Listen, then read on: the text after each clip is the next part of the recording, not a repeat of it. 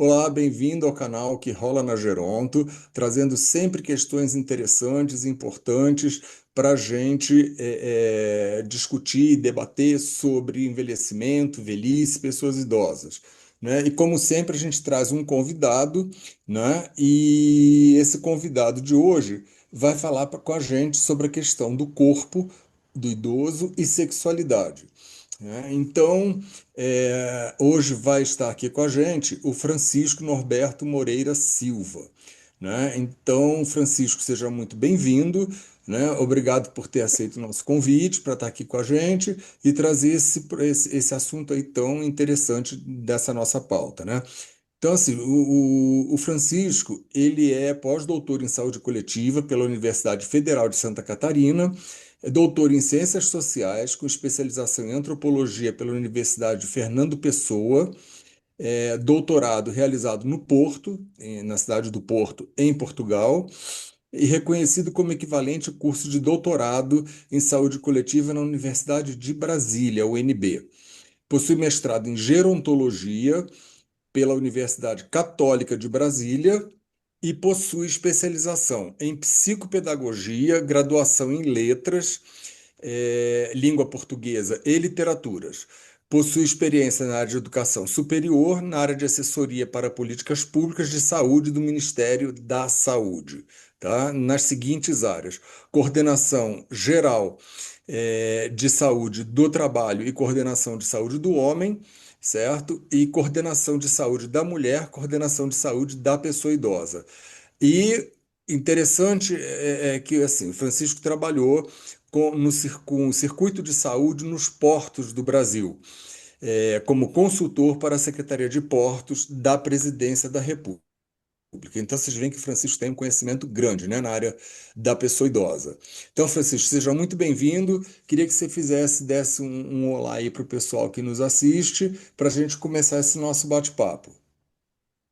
Primeiro, quero agradecer o convite para estar aqui hoje para falar de temas tão importantes, né? Eu acho que falar sobre envelhecimento é falar sobre o curso da vida, né? Então, eu acho que são temáticas muito importantes falar sobre o corpo e envelhecimento.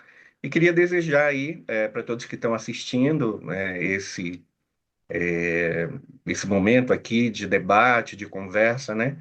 Que sejam bem-vindos aí, que participem, que seja proveitoso e que a gente possa aqui trazer pontos importantes, né? Para que a população idosa, os familiares, os cuidadores, os profissionais possam também partilhar e fazer reflexão sobre esse universo tão importante, né, do envelhecer. Tá certo, Francisco. Então, assim, para a gente começar, eu queria só antes ressaltar uma questão. Você tem alguns livros publicados, não é, sobre envelhecimento, essa questão do envelhecimento e do corpo, né? Com foco na sexualidade. Então, eu queria que aí durante a nossa conversa você pode falar, né, desses livros, enfim, né? Mas tem um livro em específico, né? Que fala sobre o corpo invisível, né? E aí você usa esse título, né, para falar sobre o corpo na velhice. Então eu queria começar essa nossa conversa perguntando para você, a gente falando de um corpo na velhice, por que o corpo invisível? Por que você trouxe essa demanda? É importante, primeiro, falar que os livros, eles derivaram da minha pesquisa de doutorado, né? Na minha pesquisa de doutorado, eu trabalhei com a temática corpo, tempo, sexualidade e envelhecimento. E, para chegar nesse lugar, né, da, de descobrir o corpo, né, o corpo na velhice, eu descobri por meio da Hilda Hilst, que é uma escritora brasileira que tem alguns livros publicados que falam sobre envelhecimento na literatura, e ela tem um livro chamado A Obscena Senhora D. Esse livro, que D aí vai significar derrelição, abandono de si, ela fala muito sobre a questão do corpo. E essa personagem, a Senhora D, que é uma personagem idosa, ela faz uma pergunta para o marido, né, Ehud. Então ela pergunta o que é o corpo. Seria o corpo uma armadilha? E eu fiquei com essa reflexão na minha cabeça durante muito tempo, né? E aí eu fiquei pensando, que corpo é esse na velhice, né? Que corpo é esse da pessoa idosa? E aí eu procurei entender e procurei pesquisar como que esse corpo se apresenta. Porque, na verdade, os idosos, eles estão no nosso dia a dia, né? Eles estão no metrô, eles estão no ônibus, eles estão na fila do banco, e muitas vezes eles são invisibilizados, né? E aquilo ali é invisibilizado por toda uma sociedade, né? Ou a partir de uma relação intergeracional com pessoas mais novas, ou às vezes com idades igualitárias, né? Mas muitas vezes essas pessoas elas são invisibilizadas. E aí eu fui pesquisar então que eu entendia um pouco que esse corpo era um corpo invisível. Ele está presente nos ambientes, numa festa de aniversário, num casamento, mas muitas vezes ele não é visibilizado. Ninguém fala com aquela pessoa, né? Ninguém dá um oi para aquela pessoa. Então, quando eu pensei nesse corpo invisível, era exatamente isso. É como se a pessoa idosa muitas vezes transitasse em vários lugares sociais ou da família, e muitas vezes ela não é vista, ninguém para conversar com ela, ninguém para dialogar, para falar com ela, né? Então, me parece que é um corpo que é invisível, que traz uma história ao longo da vida, né, dessa pessoa, de narrativas, de construções, de momentos, de lembranças, de questões muito subjetivas próprias, né, de cada um, ou de dor, ou de alegria, ou de emoção, que são inscrições que estão colocadas nesse corpo, né? E quantas histórias, né, essa pessoa tem para contar, né? Se a gente pensar numa roda de conversa com várias pessoas idosas que estão ali presentes, né, com várias gerações presentes ou com vários profissionais de saúde presentes, nós vamos ter ali uma riqueza muito grande, né, porque elas vão trazer a sua história de vida, né? E aí esse corpo invisibilizado, né? O título desse corpo invisível, inclusive a capa do livro é muito interessante, porque eu coloquei várias crianças recém-nascidas ou de uma idade maior com fraldas, né? Que geralmente a criança, o recém-nascido, ele é mais visto, ele é mimado, ele é colocado no colo, ele recebe afago. Então é muito importante que a gente mude esse olhar em relação à pessoa idosa, né? Que a gente tenha um olhar que a gente possa vê-la e respeitar esse olhar.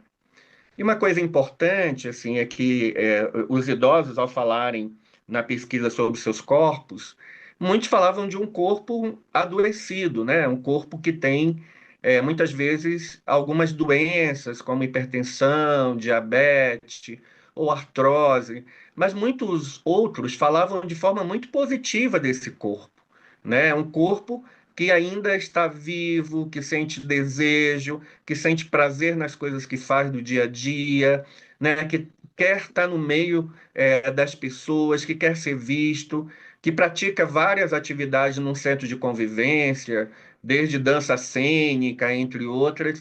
Então, foi uma riqueza muito grande trabalhar com essa questão do corpo e entender, né, que é possível mudar essa perspectiva, né, de olhar para a pessoa idosa e também como que a própria pessoa idosa está olhando para si, como que ela também olha para o seu corpo, né? Embora existam aí algumas questões, muitas vezes, que aparecem relacionadas a doenças crônicas, mas é muito importante que ela entenda que existem outras possibilidades, né? Que ela pode ser alguém ativa, que pode ter um envelhecimento saudável, né? E que isso é o que nós queremos hoje na sociedade, né? Ver esse idoso como alguém que é respeitado, mas que é alguém também que tem o seu lugar na sociedade.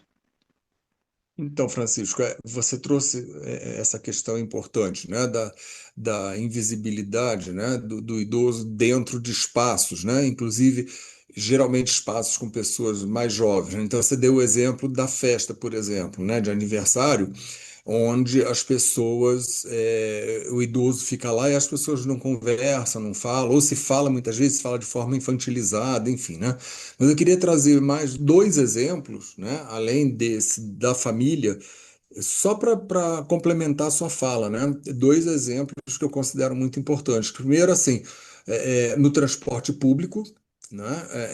Onde os idosos também muitas vezes são invisibilizados, quer dizer, aquela questão do motorista não parar quando vê o idoso no ponto, ou então ele acelerar quando a pessoa acabou de entrar, e principalmente a falta de respeito àqueles lugares que são reservados como prioridade para pessoas idosas, né? Então, muitas vezes o jovem lá finge que está dormindo, bota um fone de ouvido e é como se a pessoa não estivesse ali. E nós profissionais, né, e muitos de nós que trabalhamos com idosos, né, temos também o costume de muitas vezes atender o idoso, né, mas a gente não conversa com ele, conversa com quem está do lado, né? A gente fala com o cuidador que traz o idoso, geralmente mais jovem, né? Se tiver uma pessoa mais jovem, é com ela que o médico, o psiquiatra, o psicólogo, o educador físico, enfim, fisioterapeuta, é com essa pessoa que ele vai falar. Então, assim, eu vivi muito isso com meu pai, por exemplo. Eu levava o meu pai ao médico, e aí chegava lá, o médico fazia pergunta para ele, olhando para mim, e dava as orientações que tinha que dar para ele, olhando para mim. E aí, até o dia que eu comecei a ter uma estratégia de fazer assim, quando ele começava, que eu via que ele ia começar a falar comigo, eu pegava o meu celular e começava a olhar para o celular. Entendeu? Como que ele diz assim, eu não estou prestando atenção em você, conversa com ele, né? Ele é o paciente, né? Então, assim, profissionais que nos assistem, né? Prestem atenção se vocês não fazem isso, né? Não colocam esse idoso como uma pessoa, um corpo invisível, né? Onde você não conversa com ele, você conversa com o outro. Então, só queria fazer essas duas observações antes da gente prosseguir. E é importante isso que você colocou, Carlos, porque essa é uma prática, né, que muitos profissionais fazem. E acho que tirar, né, essa coisa da autonomia da pessoa idosa, né, não dar ela o direito de voz, né, dela ser ouvida, dela ser colocada, dela trazer, né, os seus desejos, as suas necessidades, as suas queixas, é, é ruim, porque exatamente você coloca essa pessoa num lugar de invisível, né? Você está, como você disse da sua experiência, vendo alguém que é mais novo ali, que você julga que tem capacidade de conduzir, de cuidar, e você tira da pessoa idosa a possibilidade dela ter essa relação até com a questão do autocuidado, até ela gerenciar isso e pensar até onde ela consegue ir com esse autocuidado, né? Deixar que ela, na verdade, possa pedir ajuda quando ela sentir necessário, ou quando também houver, claro, um diagnóstico de que realmente ela tem uma dependência. Ô, Francisco, Marília, né? Agora o nosso time está completo, porque a Ieda já entrou. E, assim, muito prazer ter você conosco nessa conversa tão interessante, tão oportuna, né? E eu acho que você já fez uma belíssima introdução e localizou, mas eu diria, com a sua primeira resposta e com o comentário do Carlos, que essa pessoa idosa, né? Ela não é só invisível, mas ela não tem voz e nem tem direito. É só um acrescentar isso. E aí eu já entro na segunda pergunta que nós temos para te fazer. Assim, você acha que estas pessoas idosas, nesse contexto da sua pesquisa e do que você já tem, né, desse conjunto de conhecimento, de informações, será que os idosos são vistos como só a questão do. Será que eles são vistos também só como masculino ou feminino? Isso é uma introdução à pergunta que vem assim. É, masculino, sexo, masculino, feminino, né?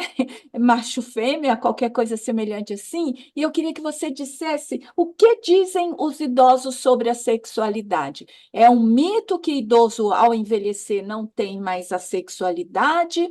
É fato ou a sociedade que não permite? Comente essa questão da sexualidade e esses corpos. Quando a gente olha um idoso, você nem vê se ele é mais homem ou mulher ou qualquer coisa que a gente possa classificar, mas é um idoso ou uma idosa, mas não vendo que é um ser sexuado. Então, comente comigo, conosco, essa provocação.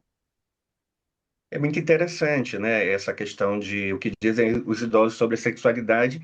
Foi uma pergunta que eu fiz e eu dividi essa pergunta em alguns questionamentos, né? Prática sexual, a questão do desejo, a questão do amor. Então, eu dividi em três questões. E muito dos idosos, quando eu vou começar pelo desejo, quando falavam de desejo, né, eles diziam que sentiam vários desejos, né? O desejo do afeto, de dormir junto, do acolhimento, muitas vezes não da prática sexual em si, mas de ter o contato, de estar junto, de ter alguém com quem partilhar. E é muito interessante porque percebi na minha pesquisa que nós temos, inclusive no Brasil, uma velhice, né, muito feminina, né? Os homens têm morrido mais cedo do que as mulheres. Então, nessa relação de papéis, assim, os homens morrem mais cedo por várias causas, né? A gente poderia dizer aqui pelas causas externas, por exemplo, né? Acidente de trânsito, vários acidentes e acidente de trabalho, entre outras coisas. Mas, voltando à questão do desejo, é muito interessante, porque muitos idosos, os idosos que eu entrevistei do sexo masculino, eles falavam que tinham algumas limitações, né? Como a questão da baixa testosterona, né? Assim, não falavam com essa palavra, mas o hormônio, né, da testosterona, que é aquele que gera o libido, gera a questão do desejo, muitas vezes estava muito baixo. Ou a quantidade de medicamentos que ele tomava, né, que interferia também nessa questão de ter um desempenho, vou dizer assim, né, sexual melhor. Então, essas questões relacionadas ao desejo, ela acontece, mas muitas vezes ela não era concretizada por vários fatores, não só da própria idade, mas também por essa questão de ter aí uma questão medicamentosa ou de ter, né, uma libido não adequada, ou de ter uma disfunção erétil. No caso das mulheres, elas responderam que muitas delas ainda sentiam desejo, mas o parceiro muitas vezes não a procuravam mais nessa idade. Então, e é muito interessante, porque aí nós voltamos à questão do corpo, que elas diziam muitas vezes assim: será se o meu corpo não é mais desejado, né?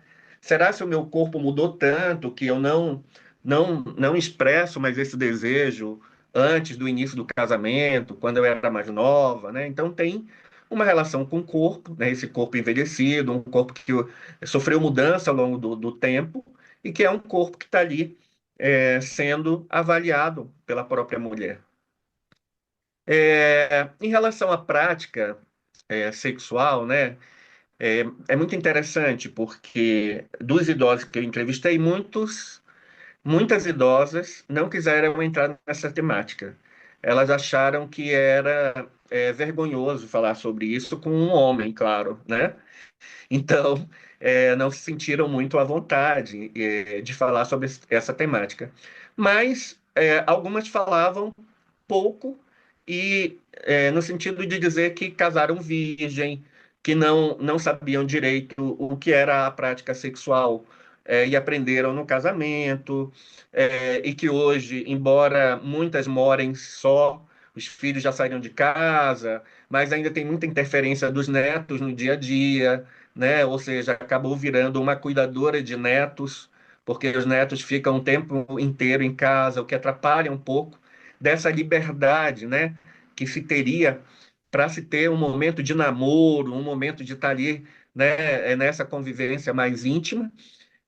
Mas eu não estou falando isso para condenar nenhuma forma de organização familiar nem nada. É o que a pesquisa, na verdade, me mostrou na época, né?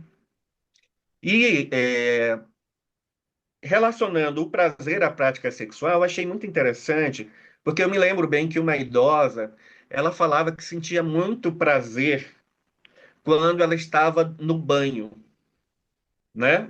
E que ela estava sozinha, porque a água, quando caía no corpo, dava para ela uma sensação muito boa.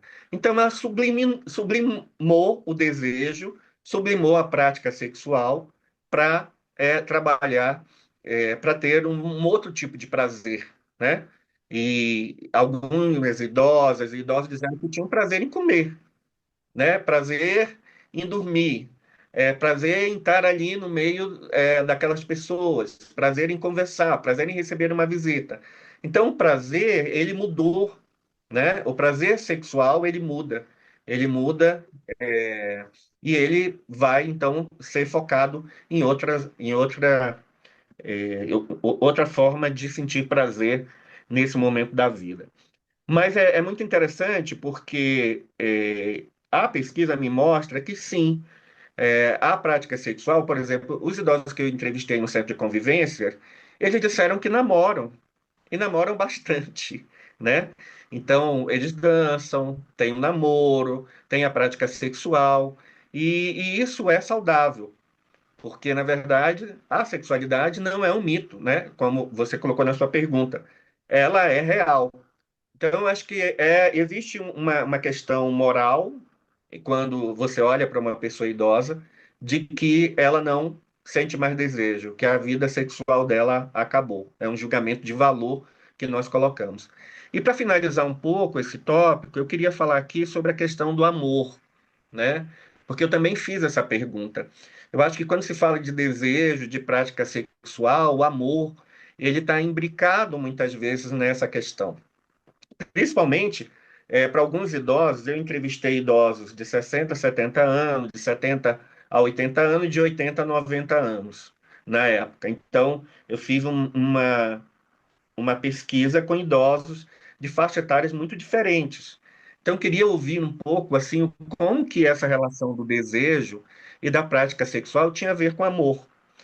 E aí eu me lembro muito bem de uma senhora que me contou a história dela, de que ela se apaixonou aos 10 anos de idade, mas naquela época, e como hoje também, ela não podia namorar. Então ela começou a se corresponder por cartas, para que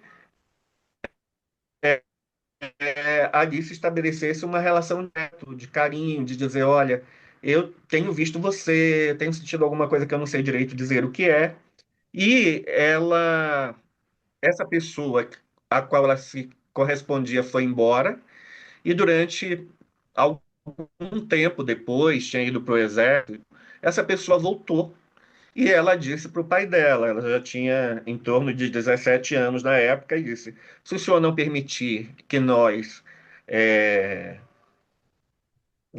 possamos contrair matrimônio, nós vamos fugir. Então, o pai permitiu que o casamento acontecesse. Então, você percebe que parece um filme, né? Parece uma narrativa de um livro, mas é uma história real de amor. E é uma pessoa que esperou pelo amor durante vários anos, para que esse amor se concretizasse. E aí, nessa relação, é uma relação que durou durante toda a vida. O marido faleceu antes e ela é viúva, né? Ela que foi uma relação muito maravilhosa, porque constituiu família, tiveram filhos, hoje ela já tem netos, né? Então essa relação do amor, né, que vem, ela é sentida e ela é expressa por cada um de uma maneira diferente, né? Muitas idosas, principalmente as idosas mais velhas, me disseram na época que elas amavam muito a Deus.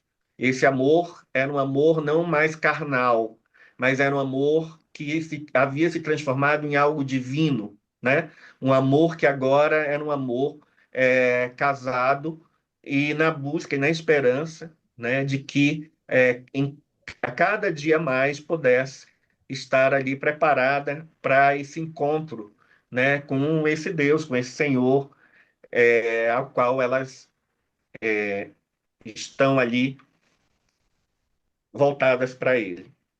Então, é muito importante dizer que a sexualidade ela permanece viva e latente. Como cada um vai viver essa sexualidade, né, na fase,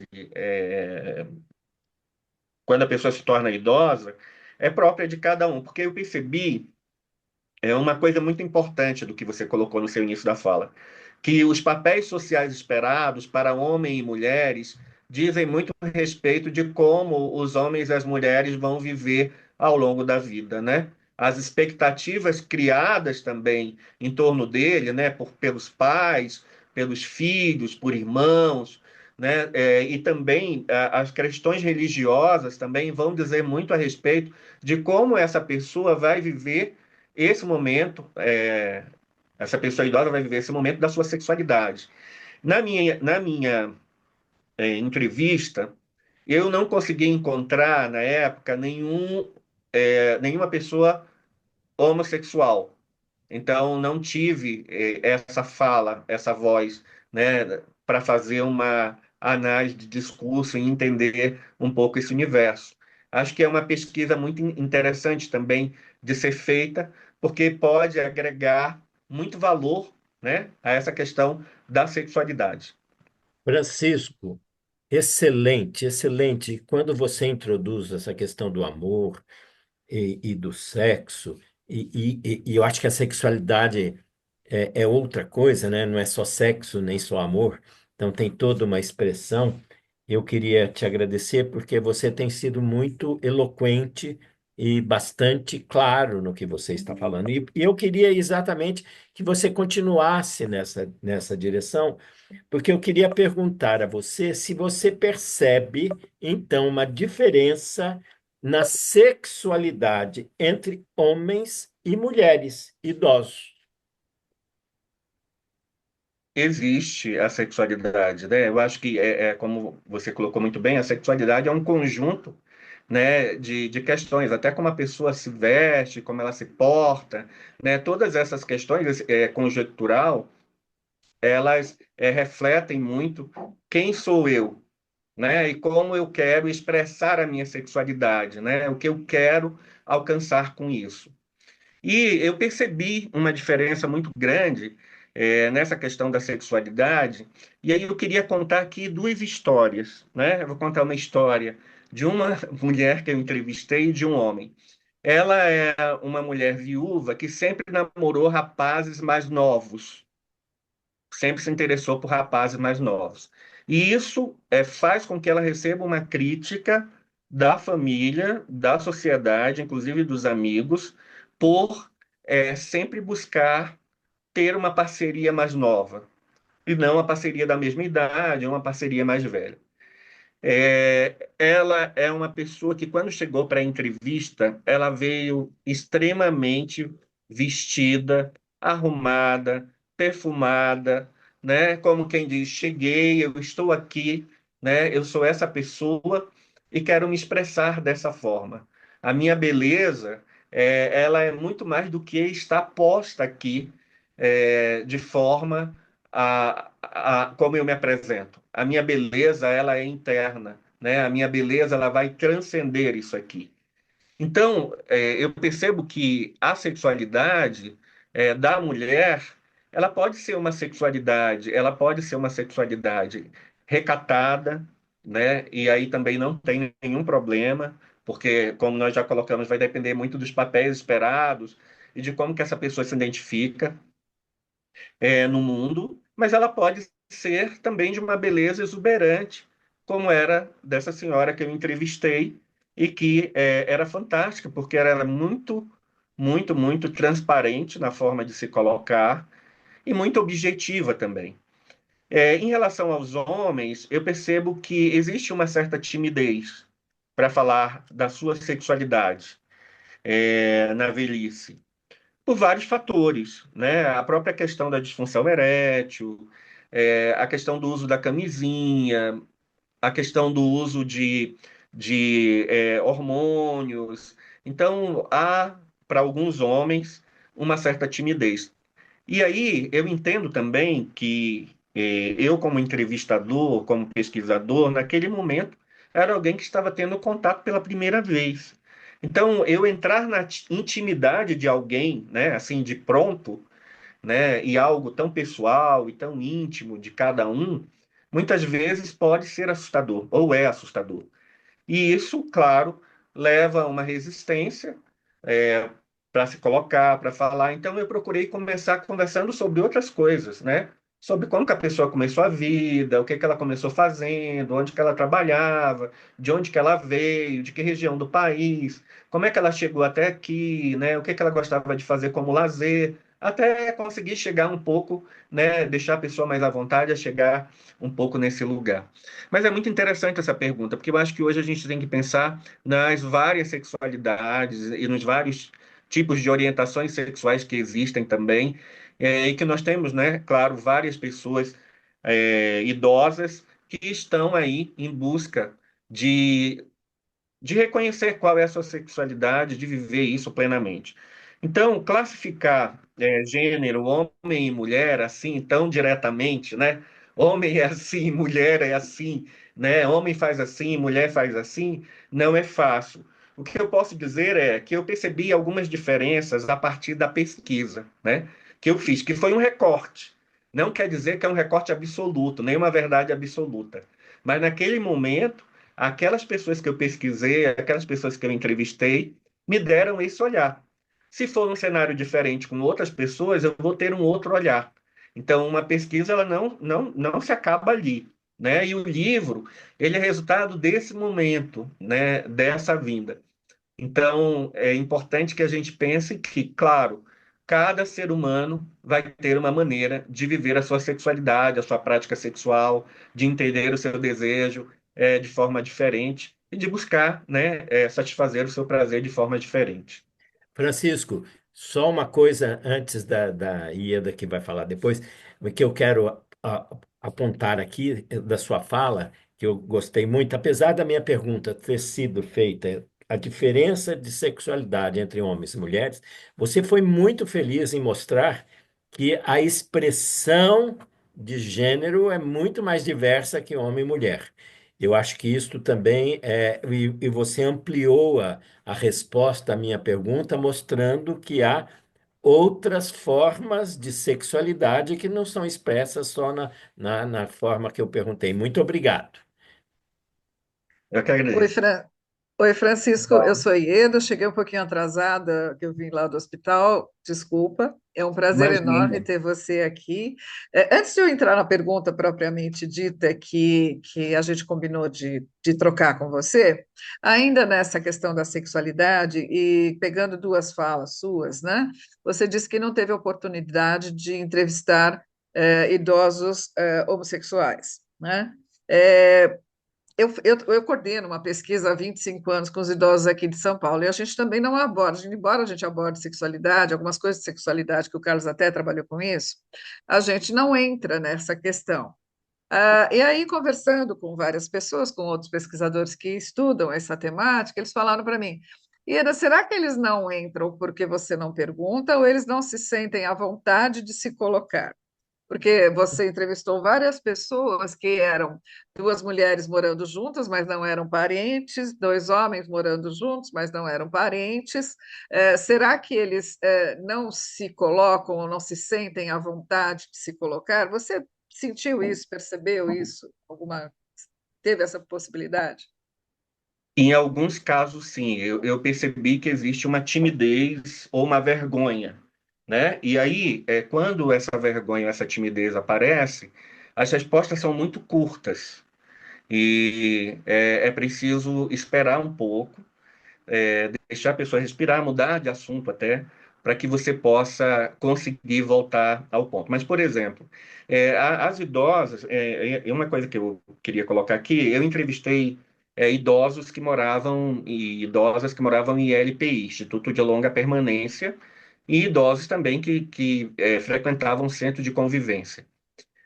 E muito interessante porque algumas idosas das ILPIs, né, da Instituição de Longa Permanência, dos antigos que a gente chamava de asilo, né? Elas geralmente davam respostas muito curtas quando falava dessa questão, por exemplo, da prática sexual, do prazer, né? Como, por exemplo, aqui é um lugar de freiras, né? A gente não pode conversar sobre isso, né? Então, o próprio ambiente é um ambiente que não é propício para se conversar sobre essa temática. E aí eu respeitava esse tempo, né? Respeitava essa fala, e em cima disso eu colocava, mas tem alguma coisa que você queira trazer disso que eu perguntei, que você acha que é interessante, ou você acha que realmente a gente não pode conversar com isso, podemos conversar sobre outras coisas, né? Então, eu acho que a gente precisa também respeitar quem é esse indivíduo que está sendo entrevistado, né? Mas realmente é constrangedor. Para mim, no início, como pesquisador também, eu fiquei com muita vergonha, eu confesso, porque eu não sabia direito como abordar, né? E como eram pessoas idosas, né? E homem entrevistando mulheres, então às vezes eu ficava meio. Mas eu ia, como eu disse, tentando construir algum vínculo mínimo que fosse, né, de deixar a pessoa à vontade, de perguntar a história, para que eu pudesse, então, não chegava assim fazendo a pergunta, né, o que é isso? Por que disso? Não, né, para tentar, então, ganhar um pouco de terreno, conquistar espaço, entender, né, também quem era essa pessoa que eu estava ali entrevistando. O Carlos pediu para fazer uma É, observação, eu já deixo, Carlos, só quero fazer um comentário, tá. pequenos comentários. Há alguns anos atrás, eu fazia um trabalho com uma colega fisioterapeuta para trabalhar assim, a reabilitação perineal das mulheres idosas. Nós trabalhávamos com idosas de centros de convivência também. Então, fazia parte eu fazia uma parte, ela fazia outra parte, etc. E as idosas foram ficando muito à vontade com a gente, era muito divertido. Aí, no final, elas viraram, quando a gente acabou a sequência, todo lá o treinamento, uma delas, que era muito espirituosa, virou para mim: Bom, e agora o que é que eu faço? Eu estou toda reabilitada, mas não tenho ninguém, faço o que da vida? Né? Então, quer dizer, assim, e elas adoravam conversar com a gente sobre a questão da sexualidade. Então, às vezes também, para quebrar um pouco, na hora que eles ficam à vontade, eles se sentem à vontade de conversar sobre isso. Isso é uma coisa importante que as pessoas saibam. Às vezes os tabus são nossos. E aí vem o meu outro exemplozinho, né? Eu sou enfermeira de formação, levo os meus alunos para aprender lá no hospital, etc. Aí eu levava alunos de segundo ano há um tempo atrás. É o primeiro contato que eles tinham com as pessoas internadas. E eu levava na geriatria. Aí eles faziam, eu aprendi a fazer entrevista, exame físico, essa coisa toda. Aí um dos meus alunos era um menino, eles levavam lá meia hora, 40 minutos, uma hora, depende de cada um, né? O menino foi e voltou em 5 minutos. Eu falei, não é possível que você já tenha feito, acabado, né? Ele falou, não, não, professor, eu não consigo continuar. Eu falei, por quê? Não, porque uma das primeiras perguntas é qual o motivo da sua internação? E ele estava entrevistando um idoso, tá? Que era um militar, um idoso de 80 anos, que era um militar, e que tinha sido internado. Aí ele virou para mim e eu falei, ué, mas por que você não consegue continuar? Ele falou, porque eu perguntei para ele o motivo da internação e ele respondeu para mim, impotência sexual. Eu não sabia o que fazer, né? Então, para a gente entender que esse preconceito ele é real, né? Ele está aí, ele é real, e na hora que você abordou os idosos, talvez também já tenha conversado isso com outras pessoas, o quanto isso é presente, tá? Carlos. Então, eu só queria fazer uma observação aqui que o Francisco falou que trabalhou com ILPI, né? Assim, essa é uma questão importante, né? A questão da ILPI, porque algumas pessoas, a ILPI, o Centro de Convivência, enfim, esses lugares que agregam idosos, né? Como é que é vista essa questão da sexualidade? Porque assim, idosos se conhecem nesses lugares e acabam se apaixonando, enfim. Eu já tive algumas experiências, né? Já fui chamado, por exemplo, uma vez para dar uma palestra num centro de convivência uma filha, né, levantou no meio e falou assim: Olha, se eu souber que o meu pai, vocês estão incentivando isso para o meu pai, não sei o que, não sei o que lá, que não pode, e aí, assim, saiu da reunião, né? E aí, bem irritada. Aí, no final, a coordenadora veio falar para mim, mas eu chamei essa reunião justamente por causa do pai dela, né? Quer dizer, então, são questões que muitas vezes a família não aceita, né? Agora, eu queria focar na questão da ILPI, porque assim, eu com a IEDA também, além da nossa pesquisa, né, que eu tive o prazer aí de trabalhar com a IEDA no Estudo SAB, né, que é o Saúde, Bem-Estar e Envelhecimento, no município de São Paulo.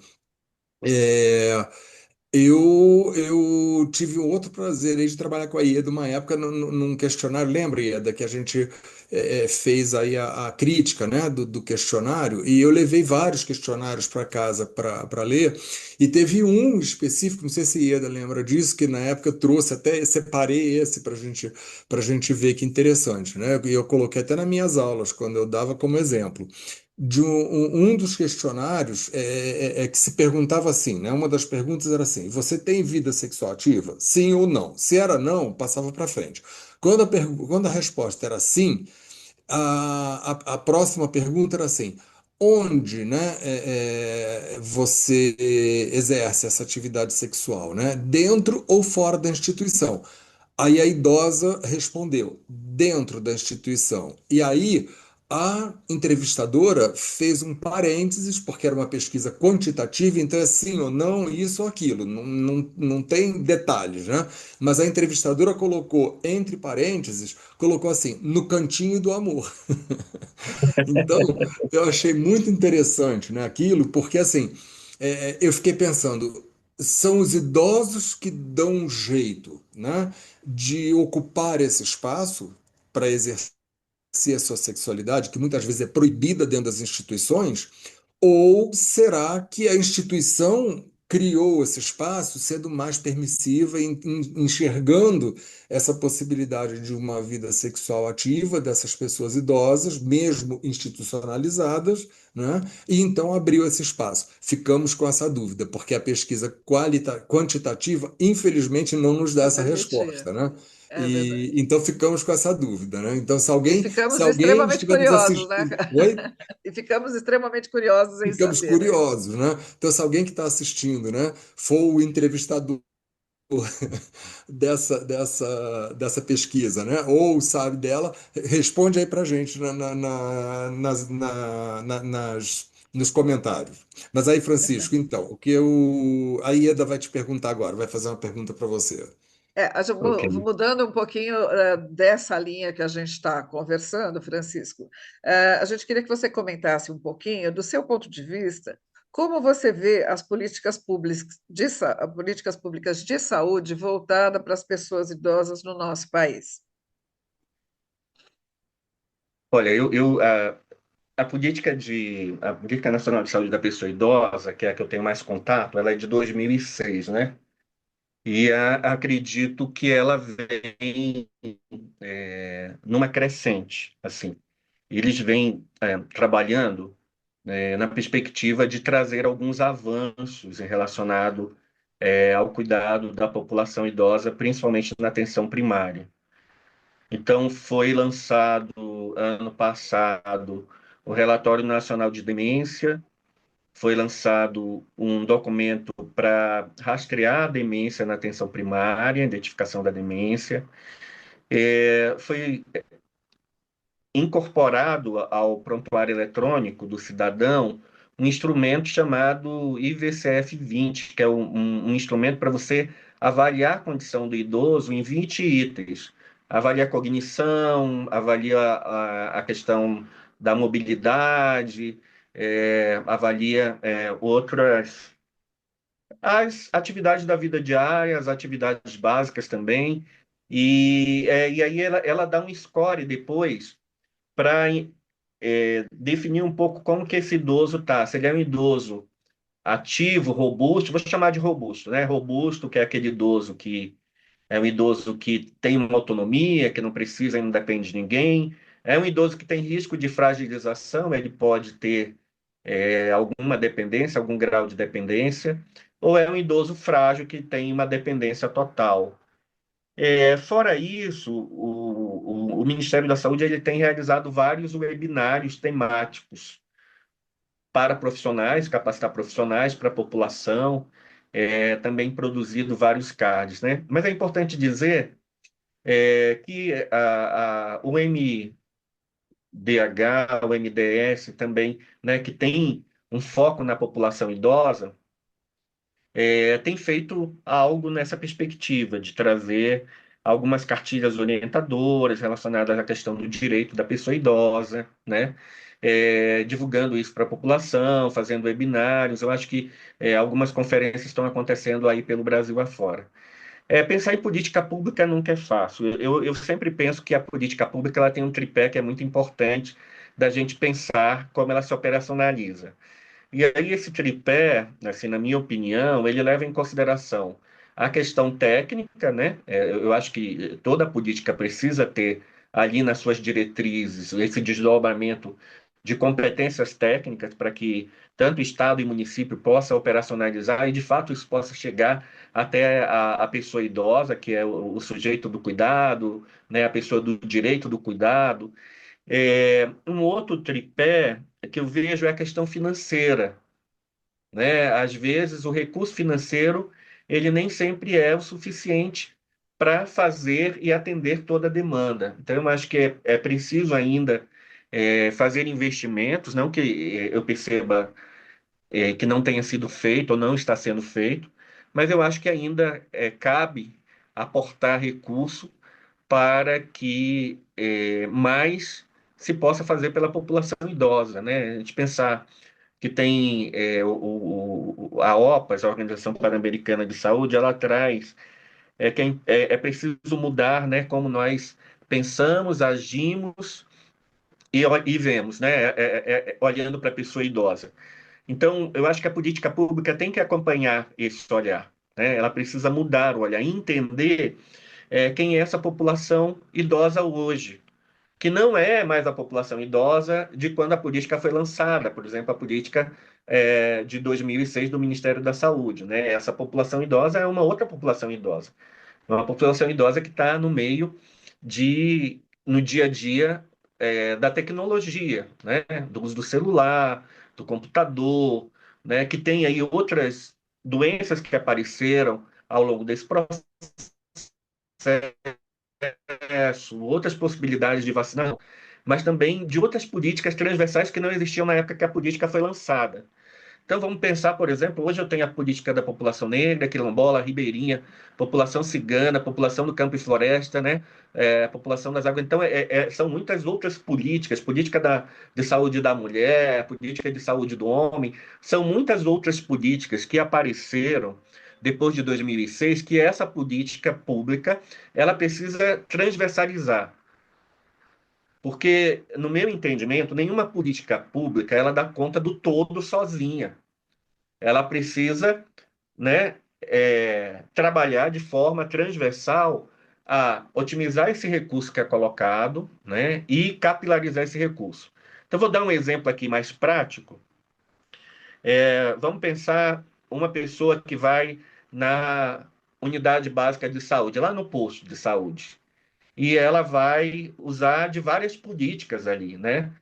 Então, ela tem ali a imunização, que é a vacina, mas ela pode fazer os testes rápidos para sífilis, hepatite, né, HIV, né, isso está dentro de uma outra política. Ela pode receber insumos como medicamentos e tal, está dentro de uma outra política. Então, são várias políticas ali que trazem insumos e recurso financeiro que estão sendo operacionalizadas ao mesmo tempo, né?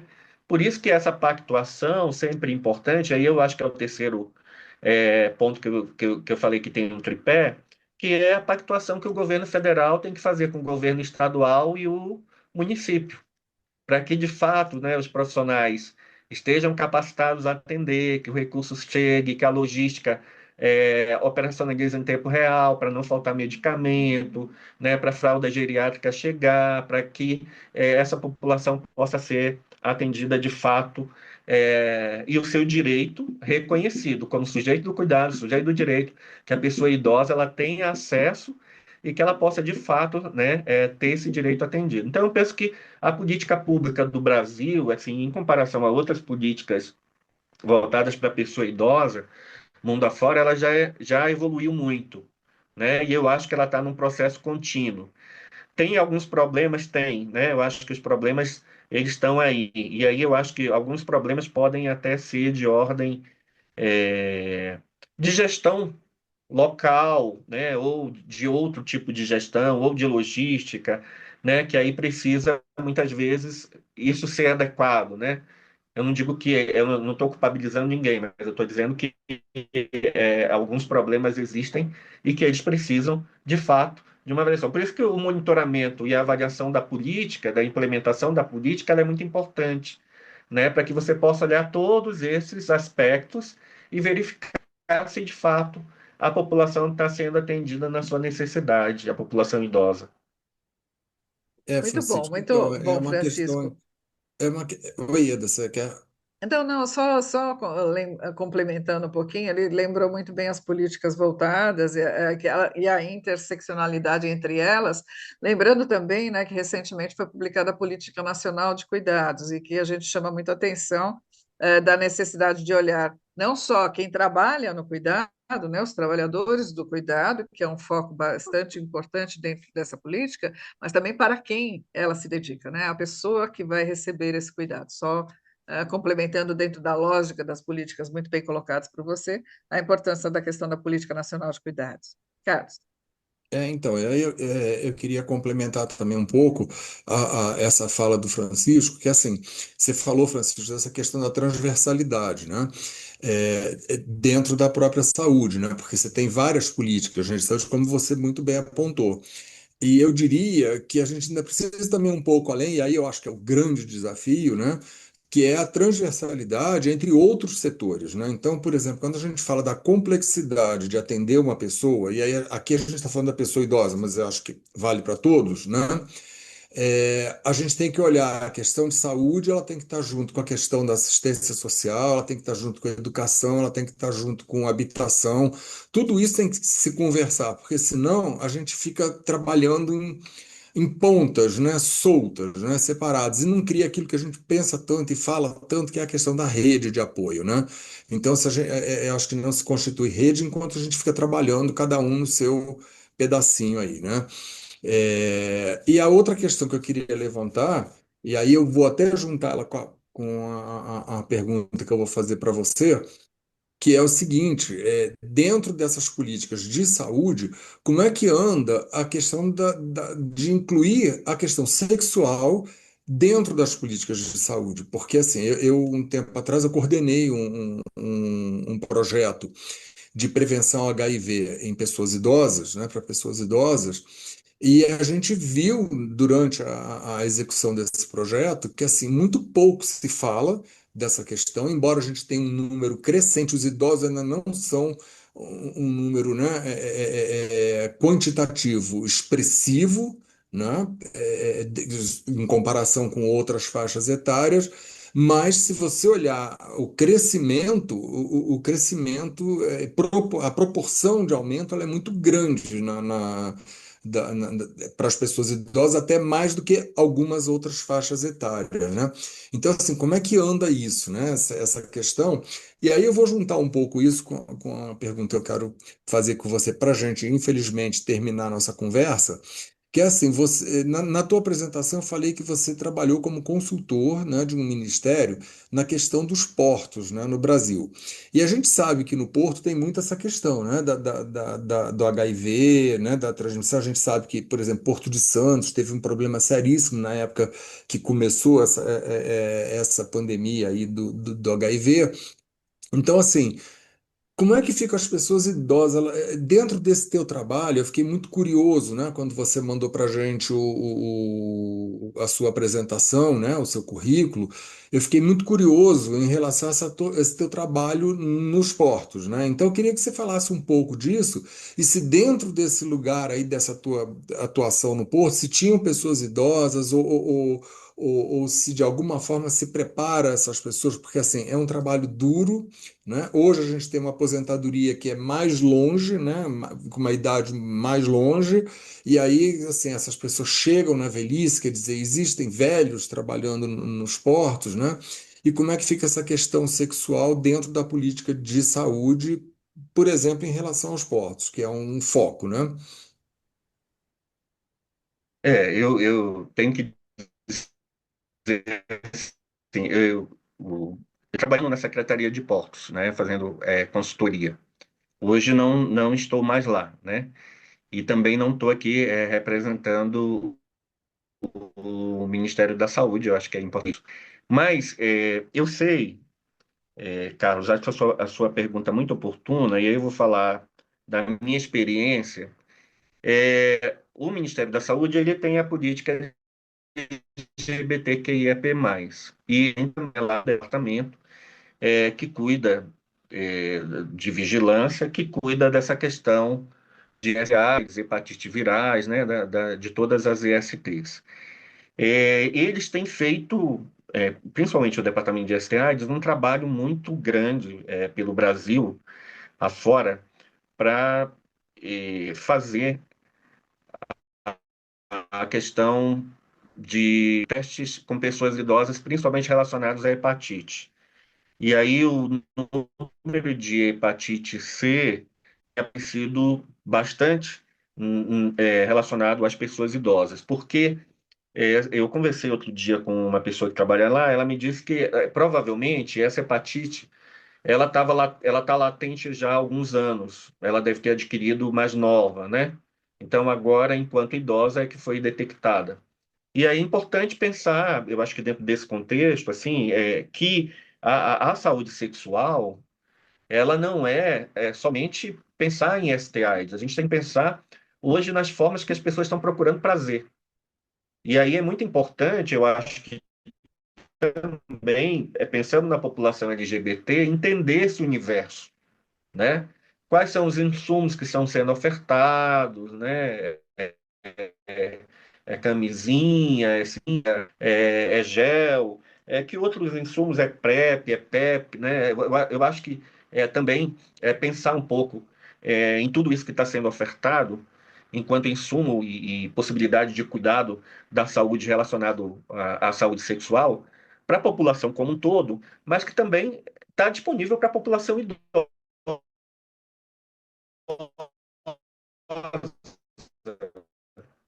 E muitas vezes eu acho que a população porque eu digo informação por parte dos profissionais de saúde, porque muitas vezes quando ela vai à unidade base,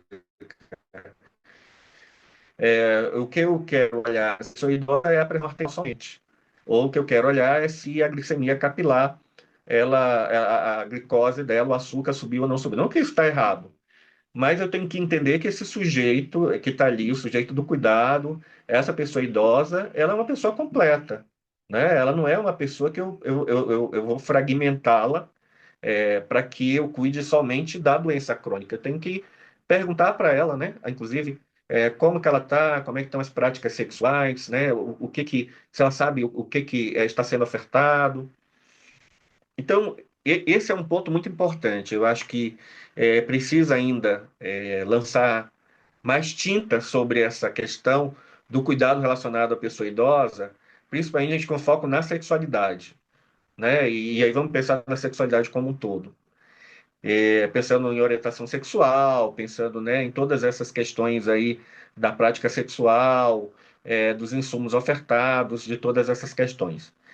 E eu acho que precisa ainda avançar nessa perspectiva, sabe? Assim, eu acho que é um ponto ainda que não está bem ampliado, mas que eu percebo, por exemplo, que o Departamento de STIs ele está avançando nisso.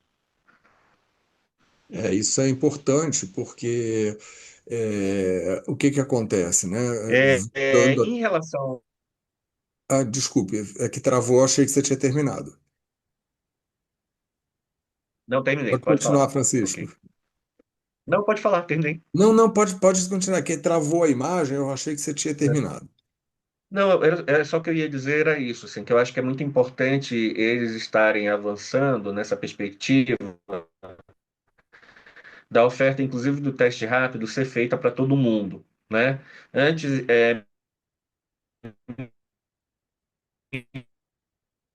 parece que havia de recorte e só a população LGBT é que tinha que fazer teste rápido periodicamente, né? Então, acho que ampliar isso para que todo mundo entenda que fazer teste rápido é cuidar da saúde, né? E aí o teste rápido é para sífilis, hepatite, HIV/AIDS, que é para todo mundo. Eu estou cuidando da minha saúde, né? Eu estou fazendo um exame que eu vou detectar uma determinada infecção e que eu vou, então, receber um tratamento relacionada a essa infecção. Acho que é muito importante que a população idosa, né, ela tenha essa consciência também e peça, inclusive, para fazer o teste rápido.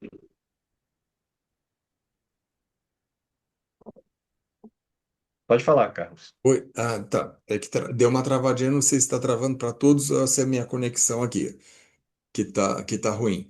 Bom, então, para a gente terminar, né, eu queria fazer uma observação em cima dessa sua última fala, juntando com o que a gente começou e que é o tema, né, do nosso episódio de hoje, que é a invisibilidade do corpo, né, da pessoa idosa, dizendo que assim as políticas é isso que você acabou de dizer agora, né? Quer dizer, quando você pensa no teste rápido, você pensa na pessoa LGBT e pensa na pessoa LGBT jovem, né?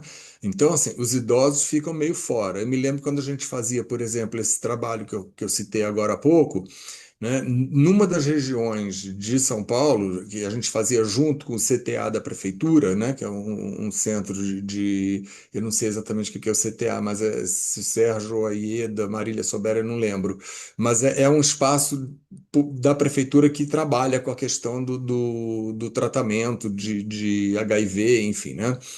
E é assim, lá você tem a distribuição de preservativos, né, das camisinhas, e também de gel lubrificante, que muitas das pessoas não sabem nem que existe, e aí fica usando recursos aí que não são muito corretos, principalmente quando você está associado ao uso da camisinha. E aí, assim, as mulheres idosas, principalmente que estavam no nosso grupo, elas não sabiam disso, né? Então, esse gel, como ele é um produto um pouco mais caro e tal, ele tinha uma limitação, não sei como é que está hoje, mas tinha uma limitação de públicos para que você liberava esse gel, que eram profissionais do sexo, eram pessoas mais jovens, enfim. E aí, quando a gente entrou, né, com esse projeto junto ao CTA de São Mateus, se eu não me engano, que é um bairro da periferia de São Paulo, o pessoal ficou encantado com o projeto e aí falaram assim: olha, para as idosas do projeto, nós vamos liberar também o gel lubrificante, porque as idosas ficaram encantadas que elas queriam, né, ter acesso ao gel, que não é uma coisa muito barata na farmácia, né?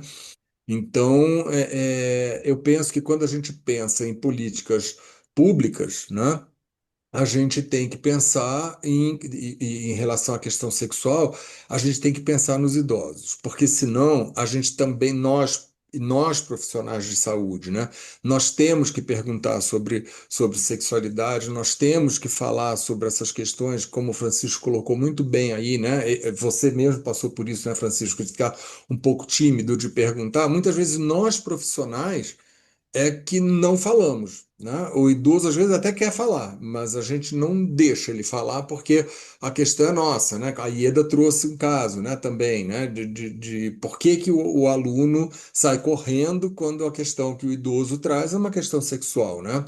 De vida sexual. Então, a gente precisa pensar em políticas públicas de sexualidade voltadas também a pessoas idosas, porque senão a gente não, mantém esse corpo invisível, né? Como se os idosos não tivessem direito a isso. Aí, infelizmente, a gente vai ter que terminar. Eu queria ver se Eda, Sérgio, Marília tem alguma questão a colocar antes de passar para você dar a sua palavra final. Não, Eu só só queria. complementar, a Marília colocou aqui no chat, mas só para, como você citou, os CTA são Centros de Testagem e Aconselhamento, Ah, tá? legal, E são obrigado. unidades especializadas para oferecer serviços relacionados à prevenção e diagnósticos de infecções sexualmente transmissíveis, incluindo HIV/AIDS. Tá? Ótimo, Minha palavra obrigado, era essa Marília. também. Viu, Ieda? O Carlos e demais. A minha palavra era só para traduzir a sigla, que eu acho que é super importante, uma vez que é o serviço consagrado aqui no município de São Paulo. E agradecer a presença do Francisco conosco. Muito obrigada, Francisco. Até a próxima. Até. Francisco, muito obrigado. Obrigada, Francisco. Foi um prazer enorme ter você aqui hoje com a gente e espero que possamos nos ver em outros momentos também. Então, Francisco, a palavra é sua para você fazer um fechamento aí para quem nos assiste e alguma coisa que tenha ficado faltando, enfim, aí eu te dou um minutinho aí para você falar sobre isso. Bom, quero agradecer o convite mais uma vez. Eu achei que foi muito rico esse momento do diálogo aqui.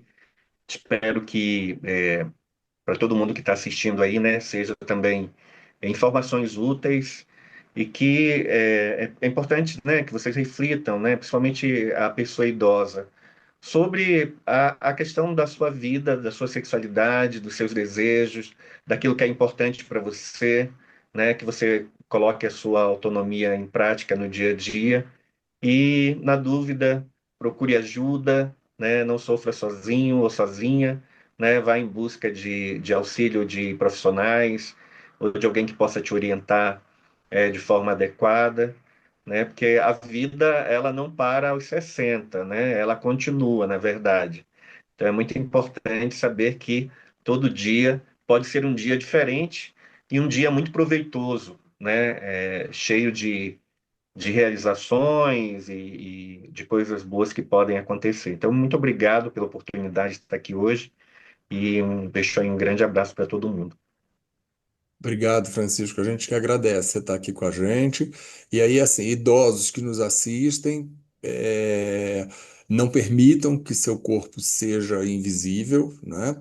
Busque seu espaço, saiba que você tem direito a ter uma vida sexual ativa, não é?